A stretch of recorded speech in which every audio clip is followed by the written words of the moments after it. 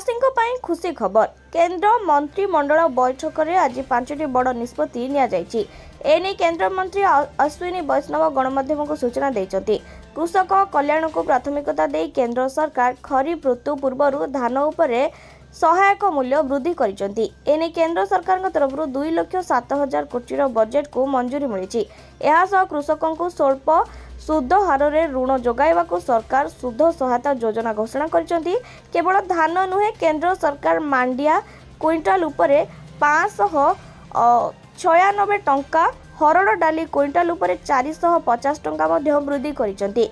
तेबे केंद्र मंत्री अश्विनी वैष्णव गणमाध्यम को कहते कि सरकार 2025-26 आर्थिक वर्ष पर धान सहायक मूल्य क्विंटाल प्रति 69 टंका वृद्धि करिसेंति। गत वर्ष धानर सहायक मूल्य 23 टंका थिबा बेले एथर चाषी क्विंटाल प्रति 2,369 टंकार मंडी रे बिक्री करि परिबे। एहा सह विभिन्न राज्य रे सरकार माने चाषी को सहायता मूल्य बाद बोनस मध्य प्रदान करिसेंति।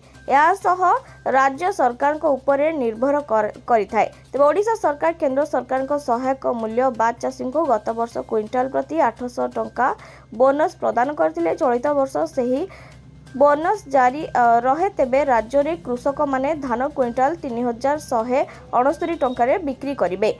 केवल सेतिकी नुहे चाषी काम पाई चाषी भाई नौथिबा ऋण उपरे सुध हार कम करने को केंद्र सरकार सुध सहायता योजना लागू करिसेंति। एथिपाई केंद्र बजेट रु 15,642 कोटी टंका खर्च हेबो। केवल किसान क्रेडिट कार्ड पाइथिबा चाषी माने एही योजनार लाभ उठाई पारिबे।